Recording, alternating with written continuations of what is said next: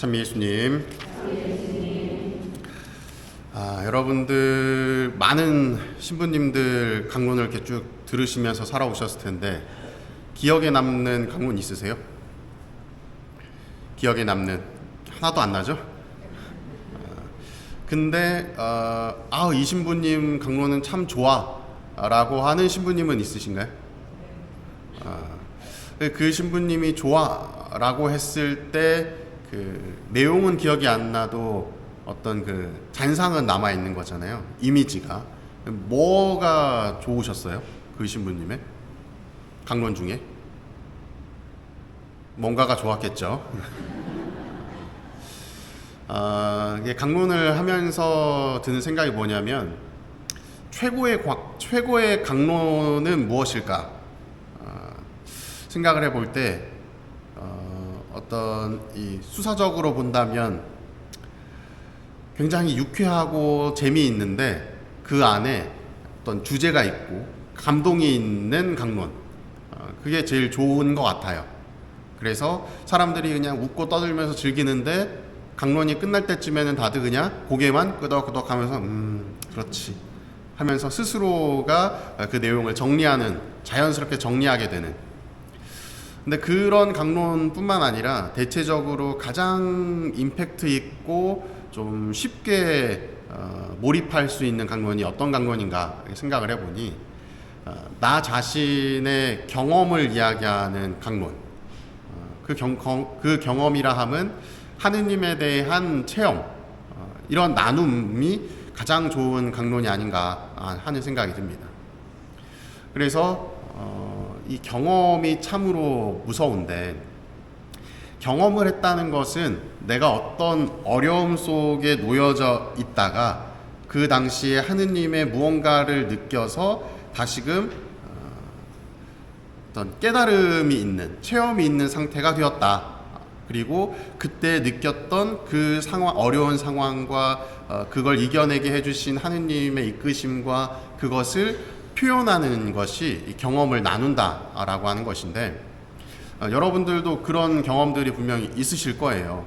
이 자리에서 지금 말씀해 보세요 라고 하면 다들 못 하시겠지만 분명 정리되지 않은 어떤 그런 체험들이 있으실 겁니다.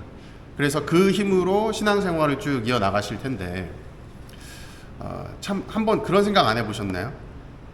내가 그렇게 커다란 체험을 하고 어떤 하느님이 이런 분이시구나 라는 것을 느꼈는데, 내가 살고 있는 삶 안에서 내가 또 비슷한 상황에 놓여지거나 어려운 상황에 놓여지거나 힘든 상황에 놓여지는 경우, 왜 나한테 왜 이러시지? 내가 분명 하느님을 만나고 체험했는데 왜 또 날 이렇게 악의 구렁텅이로 힘든 상황으로 몰아세우시는 것이지? 하는 생각 혹시 해보셨나요? 여전히 다 행복하고 즐거우셔서 그런 고민 안 해보셨는지 모르겠지만, 이 인생 안에 항상 우리는 이 숙제가 던져지는 것 같아요. 항상 어려운 과제, 항상 이겨내기 힘든 일. 근데 왜 그럴까 이렇게 생각을 해보니까 이런 생각을 했습니다. 오늘 일독서의 호세아서 내용에 보면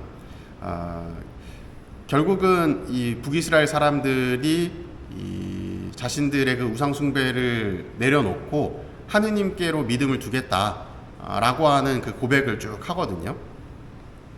근데 그들의 결국 말로는 어떻게 되었는가 살펴보면 멸망의 길로 나아가게 됩니다. 하느님께 다시 회개를 했는데 결과적으로 좋지 않은 결과가 나왔어요. 근데 뭐 나중에 이제 또 시간이 지나면 또 그게 보상받는 것이 나오지만, 좀 단편적으로 보자면 그 이유가 무엇인가 생각을 해보니 낚시와 비슷한 것 같아요. 낚시할 때 뭐 지렁이를 미끼로 쓰거나 뭐 떡밥을 미끼로 쓰거나 하는 것도 있지만, 그 생물을 이렇게 잘라다가 미끼로 쓰는 경우들이 있거든요. 뭐 가령 뭐 고등어 같은 거 한 마리 딱 있으면 그걸 이렇게 토막을 막 내가지고 그거를 커다란 이 낚싯바늘에다 다 껴서 물고기를 낚는 거예요. 더 커다란 물고기를 더 많이 낚기 위해서 이 한 마리를 토막 내다가 다시 던지는 거죠. 우리가 하느님을 만났지만 다시금 어려운 상황에 놓여지는 이유가 이런 것 같아요. 내가 하느님을 만났으니 나는 하느님을 통해서 얻은 그 힘을 가지고 세상 밖으로 다시 던져지는 거예요. 던져져서 더 많은 사람들에게 복음을 전하고 하느님의 사랑을 전하는 역할을 부여받은 거죠. 그러다 보니 여기저기서 나를 힘들게 하는 사람들, 상황들이 나를 찾아와서 나를 막 이렇게 쪼아요. 내 이 물고기 살을 막 쪼아 먹어요. 그러다가 어느 순간 누군가가 또 와서 그거를 덥석 물어서 딱 하느님께서 땡기시면 나의 이 작은 희생을 통해서 더 커다란 성취를 이루시려고 하는 모습을 발견하게 된다는 것이죠. 그러면 이제 한편으로 또 이런 생각을 하게 되죠. 아우, 나 말고 딴 사람 쓰지. 나는 힘들기 싫은데.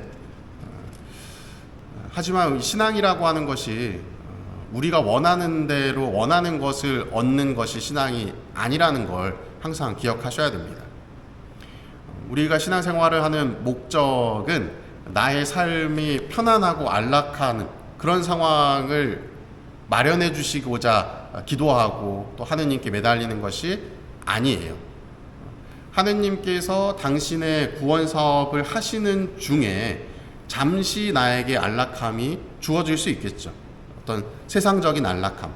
하지만 그것은 부수적으로, 부가적으로 주어지는 것일 뿐 그것이 최종 목적이 되지는 않습니다.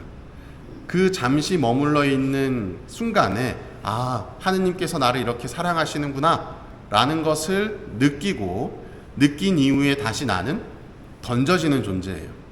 더 많은 사람들에게 그리스도를 전하고 하느님의 사랑을 느끼게끔 하기 위한 하나의 미끼가 되는 겁니다. 그래서 우리가 삶 안에서 힘들고 고통스러운 이유가 바로 이러한 이유고, 믿긴 우리는 어떠한 역할을 해야 되나를 생각하는 것이 신앙의 목적이라고 볼 수가 있어요.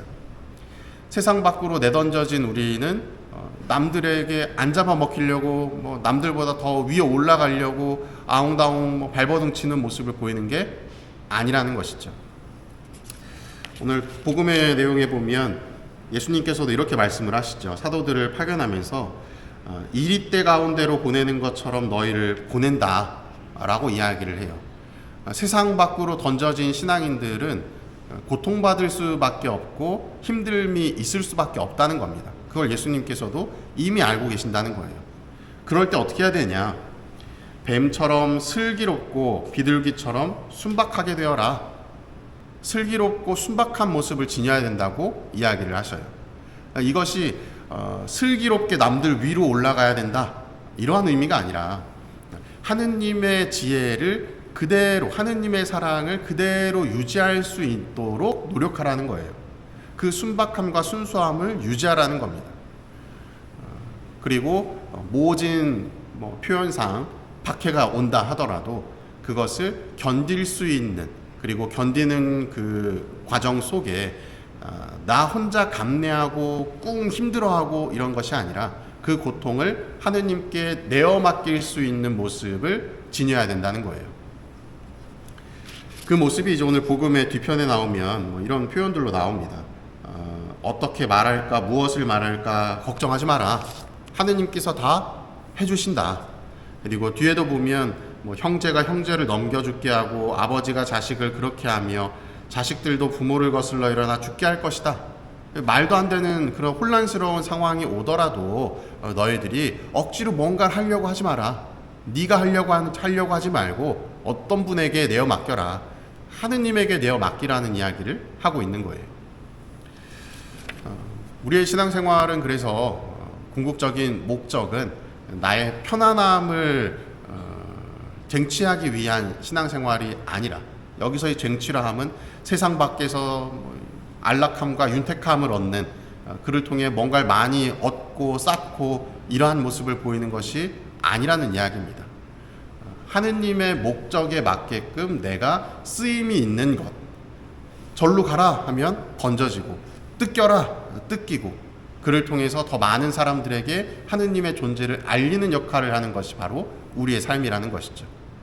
그런 여러분들이 지금 혹시 매일매일 반복되는 삶 속에서 조금 힘들고 고통스러운 일들, 고민스러운 일들이 있다 하는 것은 하느님이 날 이렇게 힘들게 하는구나가 아니라 하느님께서 이것을 통해서 또 어떤 이들을 하느님의 이 품 안으로 끌어들이려고 하시는가, 나는 또 어떻게 그 쓰임에 역할에 맞게끔 할 수 있을까, 행동할 수 있을까를 고민하는 것이 신앙인의 참다운 모습이 아닌가 싶습니다. 그리고 그러한 생각이 있을 때 개인적인 우리의 인간적인 부분으로 조금은 위로를 받을 것 같아요.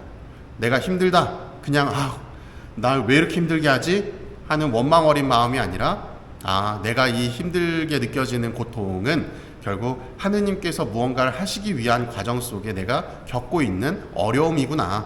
이걸 잘 견뎌내면 나는 하느님의 일에 동참하는 것이구나 라고 하는 위안과 위로로 또 그런 어려운 상황들도 이겨낼 수 있을 것 같아요. 그러니 이런저런 고민들이나 힘듦이 있으신 분들이 계신다면 잘 이겨내시고 또 이겨낼 수 있는 힘을 하느님께 청하시면 좋겠습니다. 사랑합니다.